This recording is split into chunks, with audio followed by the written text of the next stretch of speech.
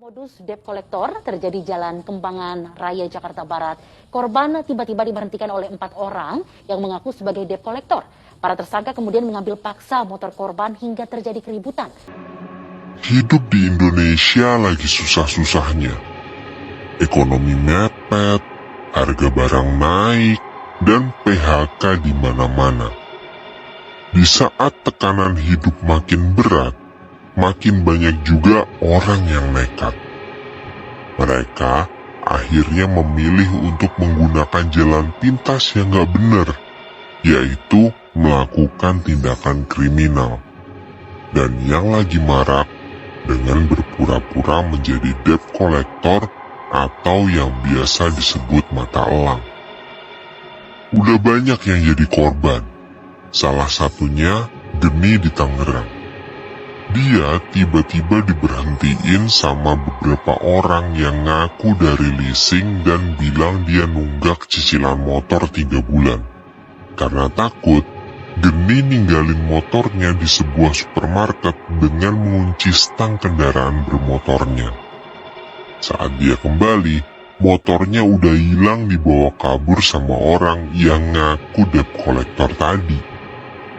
Ada juga cerita dari Heru yang hampir kena tipu sama modus yang mirip. Ada orang yang ngaku-ngaku debt collector datang dan nunjukin data plat nomor mobil yang cocok.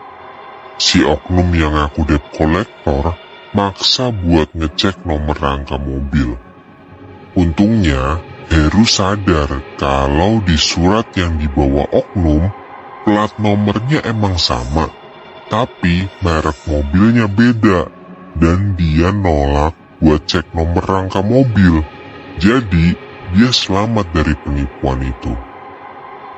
Dari kasus-kasus kayak gini, kelihatan deh gimana orang yang tiba-tiba dikagetin sama orang yang ngaku berwajib bisa langsung panik dan gampang under pressure.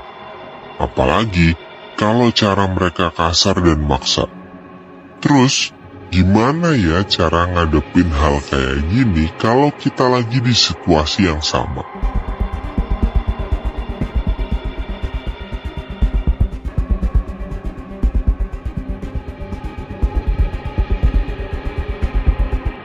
Pertama dan paling penting, jangan panik.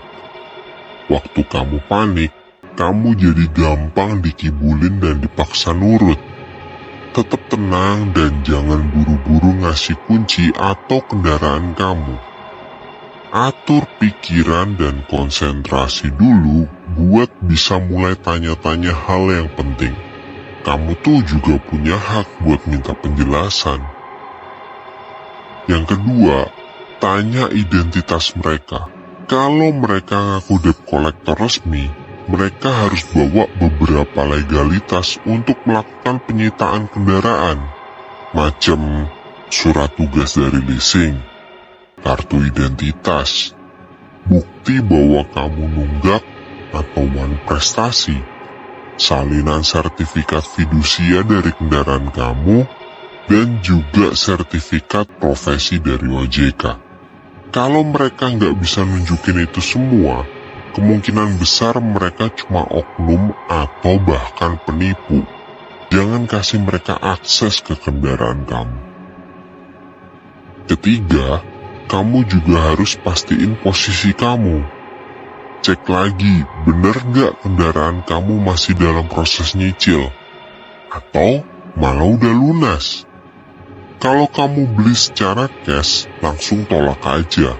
Mereka jelas salah target, dan itu udah tanda yang aneh. Tapi kalau kamu masih kredit, kamu juga tetap punya hak. Kalau kamu belum nunggak, mereka nggak boleh seenaknya narik kendaraan kamu. Keempat, jangan izinin mereka buka-buka kendaraan kamu. Apalagi mereka minta buat cek nomor rangka atau ambil kunci. Itu langkah yang bahaya banget.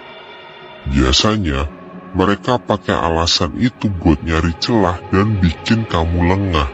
Yang kelima, rekam semua kejadian dari awal kalau kamu udah ngerasa ada yang janggal. Ambil HP kamu, rekam video, ambil foto plat motor mereka, wajahnya, suaranya. Kalau mereka niat jahat, bukti visual bisa bantu banget buat lapor ke polisi atau pihak leasing. Dan yang terakhir, langsung hubungi leasing resmi kamu. Dan kalau perlu, lapor polisi.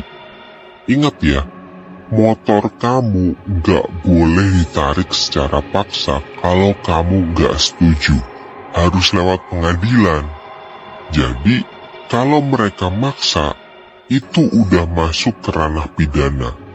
Kamu punya hak hukum dan jangan biarin mereka main ancem-ancem. Kejadian kayak gini tuh bukan cuma soal motor atau mobilmu doang ya, tapi soal mental, tentang gimana kita sebagai masyarakat bisa nggak gampang ditakut-takutin sama orang yang ngaku-ngaku petugas. Banyak orang di luar sana yang nggak tahu hak-haknya sendiri. Akhirnya jadi sasaran empuk buat oknum-oknum yang main kasar. Modus penipuan kayak gini bisa bekerja karena satu hal, yaitu takut. Mereka bikin kamu panik, kasih tekanan, biar kamu nyerah tanpa mikir panjang. Tapi sekarang kamu udah tahu, kita nggak boleh langsung nurut. Kita harus mulai berani buat cek kebenaran. Berani tanya, berani bilang enggak kalau posisi kita benar. Gak usah takut dibilang ngeyel, karena mempertahankan hak itu bukan kesalahan. Jadi, mulai sekarang siapin dirimu. Simpen nomor leasing kamu dan catat juga nomor kantor polisi terdekat. Itu penting banget kalau sewaktu-waktu butuh bantuan. Dan buat kamu yang nonton sampai sini, jangan lupa buat like, komen, dan subscribe. Karena info kayak gini tuh harus disebarin. Share video ini ke teman dan keluarga kamu, biar mereka juga tahu haknya dan gak gampang jadi korban. Ingat baik-baik, orang yang punya otoritas gak akan maksa pakai kekerasan. Kalau maksa, bisa jadi dia penjahat.